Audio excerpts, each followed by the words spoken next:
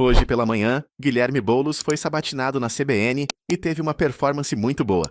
Logo no início, comentou as cenas lamentáveis do debate de ontem para destacar que Nunes e Marçal são duas faces da mesma moeda. É preciso dizer o absurdo que tem sido a participação do Pablo Marçal nessa eleição, não só nos debates. Não começou no debate de ontem. No debate de ontem culminou numa agressão de um assessor dele a um assessor de um outro candidato, do Ricardo Nunes. A provocação dele tem sido ostensiva, com mentiras, com ataques baixos. Isso não vem de hoje. Isso é expressão, aliás, de um método, né? Muda a narrativa, mas o método é o mesmo. É o método da extrema-direita. É o método que a gente viu o bolsonarismo atuar nas eleições presidenciais, sempre criando uma teoria da conspiração, tentando se vender como se fosse antissistema, né? A gente viu, e está vendo isso no mundo todo. O Pablo Marçal é uma expressão mais pura disso. Agora, me preocupa, dito isso e condenada veementemente a agressão que a gente viu ontem e a postura do Marçal, que é de tumultuar as eleições em São Paulo, me preocupa muito que a gente tem dois candidatos bolsonaristas, cada um ao seu modo, o Marçal no estilo mais histriônico, mas o Ricardo Nunes também ao seu modo, com muitas mentiras e flertando com essas mesmas narrativas falsas, de ataque rebaixado, na eleição de São Paulo. Isso é preocupante para a cidade, para a maior cidade do hemisfério sul, cidade mais rica do Brasil, porque o que acontece aqui, nessa eleição, é uma mensagem para o Brasil. A gente estava comentando aqui antes de começar das regras dos debates, que as outras cidades, as outras capitais onde tem debate na televisão estão esperando as definições do debate de São Paulo, porque esse fenômeno de rebaixamento impacta. Então, o desafio que eu tenho nessa eleição, nessa campanha, é derrotar essas duas faces do bolsonarismo. A jornalista Vera Magalhães se esforçou para diferenciar Nunes de Marçal, mas Guilherme explicou que os métodos são os mesmos. Acha que existe não só uma nuance, mas uma diferença clara a respeito de quem respeita as regras do jogo e quem respeita o sistema colocado democraticamente, com todos os problemas que existam em qualquer uma das candidaturas, e que, portanto, o pacto civilizatório, que se falou tanto, deveria ser impedir que isso avance ao segundo turno, porque existe um risco real dessa opção ganhar se for ao segundo turno? Vera, primeiro, logicamente que existe uma diferença em relação a respeito a regras, como você disse, isso é inegável, basta ver os debates, basta ver as posturas. Agora, é importante a gente mencionar, existe uma tentativa, e eu acho que o Marçal serve um pouco como um boi de piranha para o Ricardo Nunes, de normalizar como se aquilo que o Ricardo Nunes tem feito e tem dito fosse aceitável. E é isso que eu quero chamar a atenção aqui. O Ricardo Nunes, semana passada, se colocou contra a vacinação. Antes disso, tinha dito que o 8 de janeiro não foi tentativa de golpe, foi uma manifestação. Antes disso, tinha um vídeo dele que saiu na internet dizendo que o Bolsonaro fez tudo certo na pandemia. Mas esse não é um debate bom de ser feito no segundo turno, sobre a democracia. Lógico, e etc? No segundo turno, Vera, não se escolhe adversário. Mas a impressão que a gente tem da campanha do senhor é que o senhor está escolhendo porque as pesquisas mostram que o senhor ganha. Não é verdade. Bom, a última pesquisa, o Atlas, que saiu ontem, mostra que eu ganho dos dois. Do Ricardo Nunes e do Pablo Marçal. Vocês devem ter visto a pesquisa. Então, não se escolhe. Isso é regra de ouro em campanha. Ninguém escolhe adversário. Eu estou nessa eleição com um compromisso com o povo de São Paulo, com a cidade de São Paulo. Eu me preparei. Eu juntei um time. Eu não entrei nessa eleição para ficar rolando na lama com quem quer baixaria. Eu chamei a Marta Suplicy, que foi uma grande prefeita, para ser minha vice. Eu fui conversar com especialistas de todas as áreas, gente que passou pela gestão pública, servidores de carreira, gente das universidades. Mais que isso, alguns de vocês acompanharam, a gente teve a oportunidade de conversar em entrevistas anteriores. Fui conhecer soluções que deram certo em outras partes do mundo. Estive em Nova York com o ex-prefeito Bill de Blasio, estive em Xangai, estive em Paris com a prefeita Anne Hidalgo, estive em Santiago com a prefeita Iracy Hassler, estive em Bogotá, conhecendo soluções internacionais. Eu me preparei para uma campanha, não para ficar escolhendo que bolsonarista eu quero enfrentar, mas para dialogar com o povo de São Paulo. É isso que eu tenho tentado fazer. Infelizmente, o nível dos debates tem sido muito rebaixado e quem quer discutir proposta tem tido muita dificuldade de fazer isso. O que tenta se vender como civilizado. E você tem o bolsonarismo do Marçal, que sequer faz o esforço de se vender como civilizado. É o da pancadaria mesmo, soco na cara, mentira e tudo mais. Veja, nessa eleição, nós temos que lembrar que há 2 anos o presidente Lula venceu o Bolsonaro e a cidade de São Paulo derrotou o bolsonarismo por 53-47. Eu sempre soube que essa eleição ia ser uma eleição dura. Eu não imaginava que ia ser uma eleição tão rebaixada do ponto de vista da discussão de propostas. Né? Agora, quando a coisa se conflagra e vai para a encruzilhada do segundo turno, as pessoas vão colocar ali, e a minha campanha vai expor o que está em jogo. O que está em jogo é se a gente quer um bolsonarista governando São Paulo ou não. Alguém que é contra a vacina ou não.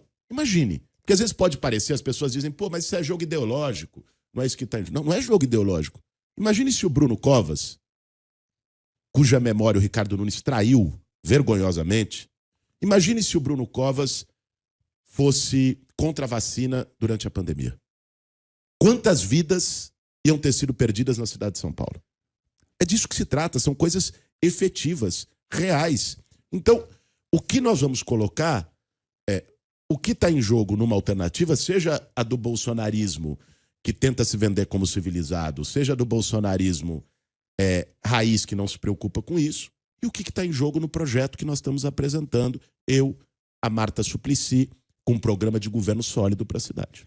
Então, algumas perguntas deram oportunidade de Boulos apresentar algumas de suas propostas. A gente sabe que não tem bala de prata, né? Mas não o que seria feito de imediato que tivesse condições de mudar essa realidade ou pelo menos de minimizar o que a gente tem hoje na Cracolândia? Vamos lá, Débora. Eu tive minha formação em psicologia clínica, fiz meu mestrado em psiquiatria, eu estudei dependência química. De fato, não existe nenhuma bala de prata, agora existe um caminho a ser trilhado para resolver aquilo. Eu fui lá para Bogotá. Bogotá tinha uma Cracolândia enorme, não é uma cidade pequena, tem 6 milhões de habitantes. Eles conseguiram reduzir drasticamente, não acabaram, mas virou algo mais residual, com uma estratégia. Eu fui lá conversar com o secretário municipal de segurança de Bogotá. Estive há 6 meses na Colômbia. Veja, qual foi a estratégia? Combinar. Primeiro tem que ter uma atuação de segurança, que é junto com a Polícia Civil, não deixar formar milícia, como o Ricardo Nunes permitiu, debaixo do nariz dele, milícia que se infiltrou na Guarda Civil, ligada a ferro velho clandestino, um negócio horroroso. Vocês viram, saiu, foi divulgado amplamente. Atuar para identificar os laboratórios clandestinos que fazem a mistura do crack e os centros de armazenamento na região central que fazem a distribuição. Isso é uma atuação de inteligência. A prefeitura pode ajudar, mas o papel principal é Polícia Civil e Polícia Federal. Segundo, atuação na saúde mental. Aí é o projeto dos CAPs móveis. O que é o CAPs móvel? Um cara que é dependente químico, do crack, ele não vai até um CAPs, marcar uma consulta, esperar, pegar a senha. Isso não existe. Você tem que fazer uma abordagem, uma busca ativa muito mais forte do que a maneira tímida como tem sido feita hoje. São os consultórios de rua. Bogotá deu certo. Consultório de rua, montar tenda mesmo, como se fosse um hospital de campanha, consultório de rua, com profissionais de saúde mental, com assistentes sociais, fazer a abordagem dessas pessoas. Eu perguntei pro secretário lá de Bogotá, porque mesmo em alternativas como essa, você tem uma adesão que não é tão alta a tratamento. E eu perguntei para ele, como é que vocês fizeram? Porque lá teve um sucesso muito grande, foi um case. Ele falou, de fato, era mais ou menos uma adesão de 40% das pessoas que topavam vir para o tratamento com os consultórios de rua. Aí eles tiraram um coelho da cartola. Eles botaram do lado do atendimento, do consultório de rua, botaram uma tenda de dentista. Ele falou que virou o quarteirão. Por quê? Primeiro porque a população mais pobre tem dificuldade de ter acesso a tratamento odontológico, em qualquer lugar. Segundo, porque o crack estraga o dente das pessoas. Então, e quantas pessoas eram acolhidas para o tratamento odontológico, mais de 80% toparam ir para o tratamento de saúde mental de dependência química. Então são coisas que são aparentemente simples. É olhar onde deu certo, seguir experiência, você não precisa inventar a roda. Então isso é o que nós estamos chamando de CAPs móvel, que o nosso gabinete integrado vai fazer. E por último, a intervenção social. Ontem no debate teve uma pergunta muito boa do Bruno Paes Manso, que Ali com o tempo não deu para responder tudo, mas tem a ver com o egresso do sistema prisional. Eu não sei se vocês sabem. Uma parte expressiva de levantamentos que foram feitos no fluxo da Cracolândia, e agora das Cracolândias, porque sob a gestão do Ricardo Nunes são mais de 70 espalhadas pelos bairros da cidade. Esse estudo que foi feito mostrou que uma parte importante das pessoas lá são egressas do sistema prisional, ex-presidiário. Então é o cara que estava preso, perdeu o vínculo com a família, saiu da cadeia, não tinha para onde ir. Esse cara vai lá, entra na droga, esse cara não consegue um emprego, porque tem escrito na testa dele, ex-presidiário, ninguém dá emprego. E aí é ladeira abaixo. Então você tem que ter um plano que não é só de recuperação, porque senão ele reincide, ele volta. Você pode até recuperar, mas ele volta. Então você tem que ter um plano que é de intervenção social. É acolhimento humanizado, isso de braços abertos fez, né? E também, além do acolhimento humanizado, você ter geração de emprego com frentes de trabalho na zeladoria da cidade. Outro tema que dá muito o que falar voltou, que é a infiltração do crime organizado em contratos públicos, principalmente nos transportes. Candidato, tem um tema muito importante aqui na eleição em São Paulo, que é a infiltração do PCC no transporte urbano da cidade. Todo mundo tem falado sobre isso. O senhor já prometeu passar um pente fino nos contratos com as empresas de ônibus e fala-se muito das ligações da Transwolf e da UpBus com o presidente da Câmara, o Milton Leite, que é aliado do prefeito Ricardo Nunes.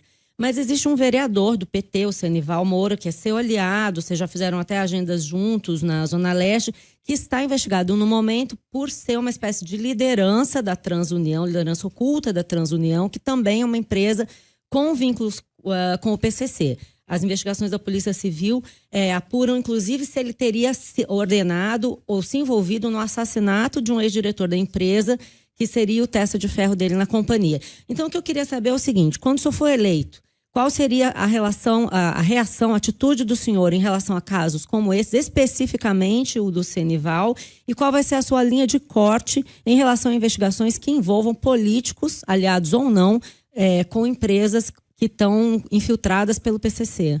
Malu, eu, prefeito de São Paulo, vou passar o pente fino nos contratos, com toda a transparência, tanto para sacanagens que existem, quanto para a infiltração do crime organizado, e vou contar com a ajuda do Ministério Público, vou chamar o GAECO, vou chamar quem for, e doa a quem doer, independente da coloração partidária. Ponto. Inclusive o seu aliado. Independente da coloração partidária, acho que isso está muito claro. Agora, existe uma diferença, e acho que é importante a gente pontuar para não cometer injustiça. Você tem pessoas investigadas, e aí a investigação continua. E você tem pessoas indiciadas, né? A operação na Transwolf e na UpBus aconteceu. As pessoas foram indiciadas, foram presas, né?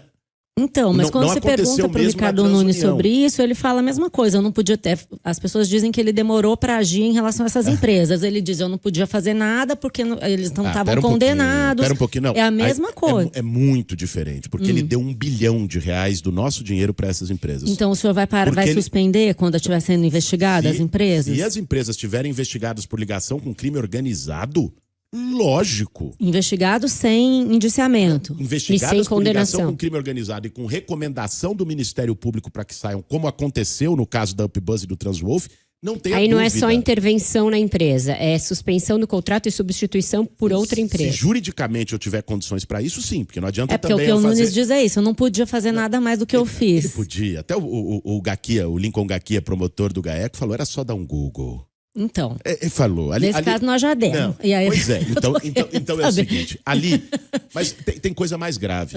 Eu acho que a gente precisa, porque senão parece para quem tá ouvindo que tá tudo no mesmo balaio. E não é assim. O prefeito Ricardo Nunes deu R$1 bilhão em subsídio para essa turma. O prefeito Ricardo Nunes deu o transporte aquático da Billing sem licitação para a Transwolf. Deu, de presente. O prefeito Ricardo Nunes deu os ônibus elétricos sem licitação para a Transwolf.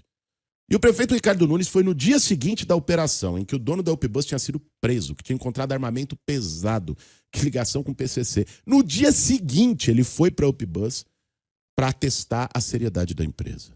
Então, assim, não tem comparação possível, né? E é por isso que me preocupa muito... Acho que fica claro que ela não fez uma comparação. Ela perguntou qual vai Eu ser a sua perguntei qual linha. era a sua linha de corte. O que eu quero, eu entendi a pergunta da Malu, eu estou respondendo talvez a algo que possa gerar na cabeça das pessoas que estão nos ouvindo e nos assistindo. Então, assim, veja, é muito grave o que está acontecendo em São Paulo. Por isso que eu insisto sempre, não normalizem. Porque às vezes o Pablo Marçal, com esse jeito histriônico, absurdo, agressivo, aí as pessoas olham pro Ricardo Nunes e falam, nossa, ele até parece bonzinho. E vira aquela coisa do boi de piranha e deixa a boiada passar. Não vamos normalizar, gente. Ricardo Nunes botou o crime organizado dentro dos contratos da maior cidade do Brasil. Tem o risco, com todo respeito à minha amiga Malu, que é carioca, aos cariocas... Ela é Eu não sou Paulista. carioca, eu sou paulistana. Nasci no Hospital do Servidor Público. Muito bom, muito bom. Cobri Maria muito Cristina. Parelheiros, Grajaú. Mas Já só fiz se me muita permite, antes matéria da Maria sobre Cristina. isso. Não, excelente. Mas, não, para mencionar em relação... É que a gente tem 8 minutos. Direito de resposta. Tem 8 minutos. Direito de Tem- Teve direito de aqui, resposta. candidato, Não, acho que a Malu tem todo o direito de pedir direito de resposta. Corintiana, Aí não foi sim. acusada de ser carioca, Aí não. sim. Não, senhor. Mas acho que a Malu tem todo o direito de resposta, até porque o Ricardo Nunes pediu direito de resposta para eleitora ontem no Isso. debate, então vale. Agora, só nessa questão, dizer assim, o risco da gente virar aqui em São Paulo uma infiltração miliciana de crime organizado no poder público, como aconteceu no Rio, onde você teve quase todos os ex-governadores presos por isso, é iminente. E a sociedade precisa estar alerta para isso no dia 6 de outubro. Uma última pergunta de política. O senhor Esses foram alguns destaques. A Sabatina está no ar no YouTube e você pode conferir na íntegra caso tenha interesse de se aprofundar. Se você gostou desse resumo, inscreva-se no canal da Mídia Ninja.